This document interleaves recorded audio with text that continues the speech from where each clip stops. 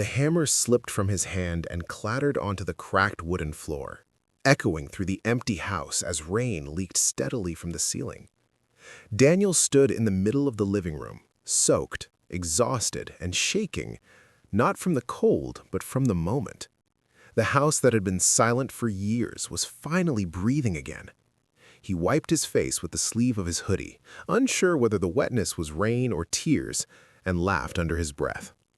He had lost everything a year ago, but somehow, standing inside his grandpa's 30-year-old house, he had rebuilt more than walls. Just 12 months earlier, Daniel's life had collapsed in a fluorescent-lit office downtown. The manager wouldn't meet his eyes while saying the words, "company restructuring," and the cardboard box they handed him felt heavier than it should have. At 28, Daniel had believed he was finally stable. Rent paid on time, a small savings account, plans for the future. But stability vanished fast.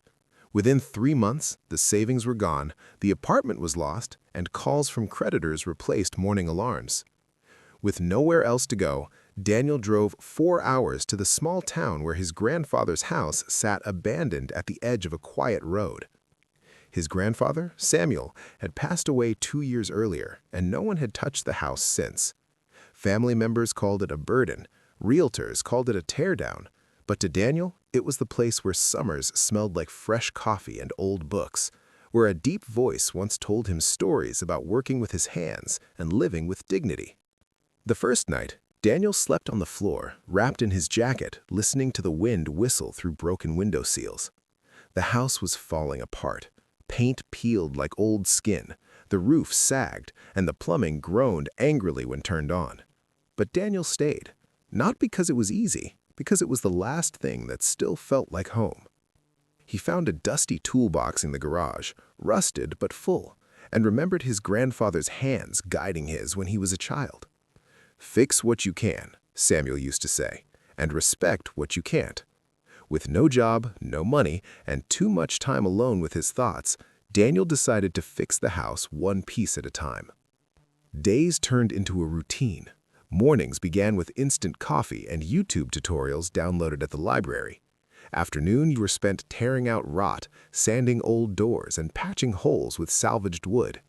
At night, Daniel collapsed onto a borrowed mattress, his body aching, but his mind quieter than it had been in months.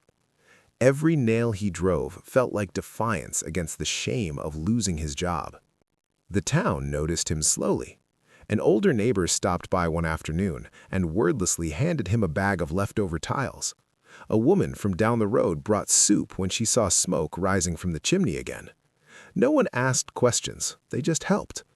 Daniel realized people recognized effort, even when it came from someone broken. Money came in small, unexpected ways. Daniel posted online offering repair help, fence fixing, painting, cleaning garages. Some weeks he earned barely enough to eat. Other weeks he made just enough to buy insulation or roofing sheets. He learned patience the hard way. Progress was slow, but it was real. One afternoon, while replacing a cracked window, Daniel found an envelope taped behind the frame. Inside was a faded note in his grandfather's handwriting and a few $100s. The note read, "For hard times. This house is built on love. Don't forget that." Daniel sat on the floor and cried until the sun went down. As months passed, the house changed. The leaks stopped. The floors shined again. The front porch, once sagging and unsafe, became a place to sit and watch the evening sky. Daniel painted the walls the same soft blue his grandfather had chosen decades earlier. He didn't want a new house. He wanted the same one, stronger. The day the rainstorm hit, the final test came. Water poured down in sheets, pounding the roof he had rebuilt with his own hands. Daniel stood inside, heart racing, listening. The house held. No leaks, no creaks of surrender, just steady silence, broken only by his laughter and sobs mixing together. Weeks later, Daniel received a call for a job interview. Someone had seen his online posts and liked his work ethic. When they asked about the gap in his resume, Daniel told the truth. He talked about losing his job, losing his pride, and finding it again inside a falling down house. He didn't expect anything from it. He got the job.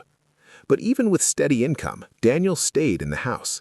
He planted flowers in the yard, repaired the old mailbox, and hung his grandfather's photo above the fireplace. The house wasn't just shelter anymore. It was proof that loss didn't have to be the end of the story. Standing there now, listening to the rain fade, Daniel understood something simple and powerful.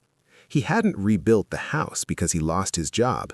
He rebuilt it because love, real love, doesn't disappear with time, money, or failure. It waits quietly like an old house for someone willing to believe it's worth saving.